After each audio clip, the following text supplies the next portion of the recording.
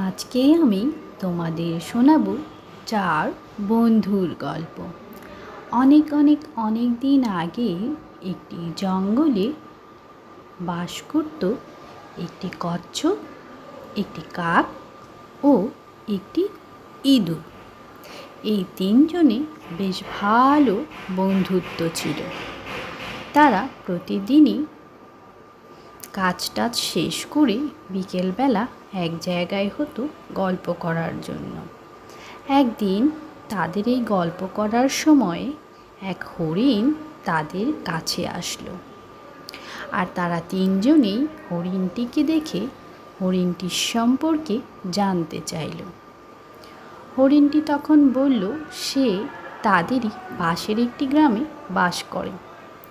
আজ সে এখানে এসেছিল খাবারের খোঁজে। তখন সেই তিনজন হরিণটিকে বলল, বেশ তো, তুমিও তাহলে আজ থেকে আমাদের বন্ধু। তারা হরিণকে বলল, আমরা প্রতিদিনই এখানে বিকালবেলা গল্প করতে আসি, আশা করি তুমিও নিশ্চয়ই আমাদের সাথে যোগ দিবে। হরিণটি বলল, বেশ তো, আমিও তোমাদের বন্ধু হলাম, এখন থেকে আমরা চার বন্ধু। সেই দিনের পর থেকে প্রতিদিন বিকালবেলা তারা চার বন্ধু এক জায়গায় হতো গল্প করার জন্য। এটা তাদের রোজগারের একটা অভ্যাসে পরিণত হলো। প্রতিদিনই চারজন অনেক সময় ধরে গল্পগুজব করত, তারপর আবার নিজ নিজ বাড়ি ফিরে যেত।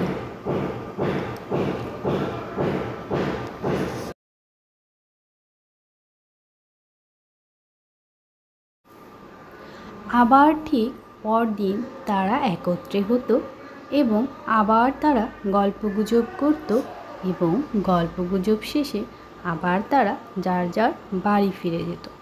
এভাবেই বেশ ভালো কাটছিল তাদের দিনগুলো। একদিন বিকেলবেলা তারা তিন বন্ধু একত্রে হলো, কচ্ছপ, ইঁদুর আর কাক। তারা অনেকটা সময় গল্পগুজব করলো, কিন্তু ততক্ষণে হরিণের কোনো দেখাই মিলল না। তারা অনেকটা সময় গল্প করার পর একজন আরেকজনকে বলতে লাগলো, কি ব্যাপার, আজ তো হরিণের কোনো দেখাই মিলছে না, ব্যাপারটা কি বলো তো, হরিণের কি কোনো বিপদ আপদ হলো? তখন তিনজনে মিলে বলতে লাগলো যে নিশ্চয়ই হরিণের কিছু একটা হয়েছে, তা না হলে তো এই রকমটা হওয়ার কথাই না। তাহলে চলো আমরা দেখে আসি হরিণের সত্যিই কি হলো।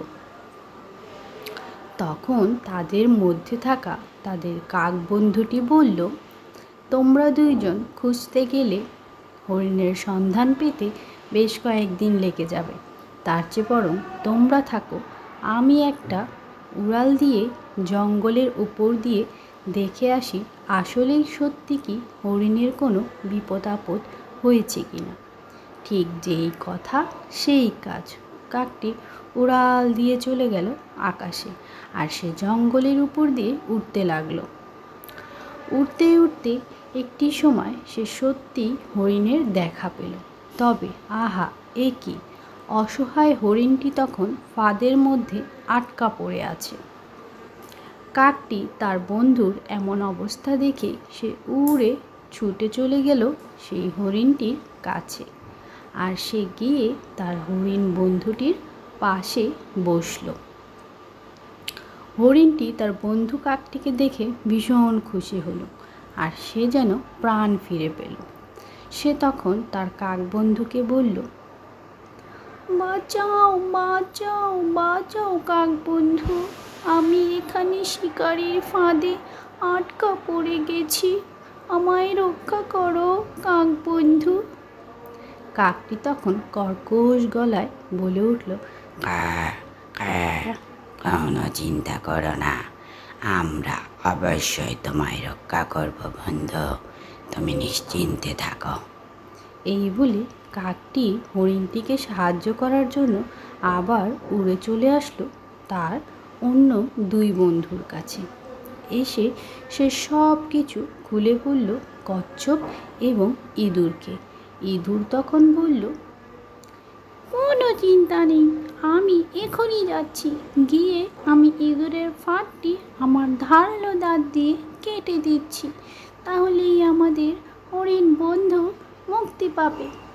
এই বলে ইঁদুর, কচ্ছপ, কাক সবাই চলল হরিণকে উদ্ধার করতে। আর তারা হরিণের কাছে পৌঁছেও গেল। ইঁদুরটি সবার আগে হরিণের কাছে পৌঁছেই সে হরিণের ফাঁদটিকে তার ধারালো দাঁত দিয়ে কুটকুট করে কাটতে লাগলো। আর কাটতে কাটতে একসময় সে কেটে ফেলতে সক্ষম হলো। যখনই হরিণের ফাঁদটি কাটা হয়ে গেল, তখন হরিণ ফাঁদটি থেকে মুক্ত হলো। আর তারা চার বন্ধু ভীষণ খুশি হলো। তারপর তারা চার বন্ধুতে মিলে ভীষণ আনন্দিত হয়ে বাড়ির দিকে ফিরতে শুরু করলো। এরপর কি হলো জানো বন্ধুরা? এরপর যা ঘটেছিল তা আমি আমার পরের পর্বের গল্পতে তোমাদের সাথে শেয়ার করব। আজকে এই পর্যন্তই। যদি গল্পটি ভালো লাগে বন্ধুরা, তাহলে কিন্তু লাইক কমেন্ট করবে। আর পরের গল্পটি শোনার জন্য আমার চ্যানেলটিকে সাবস্ক্রাইব করে পাশে থাকা বেল বাটনটি বাজিয়ে রাখবে। আজকে এই পর্যন্তই।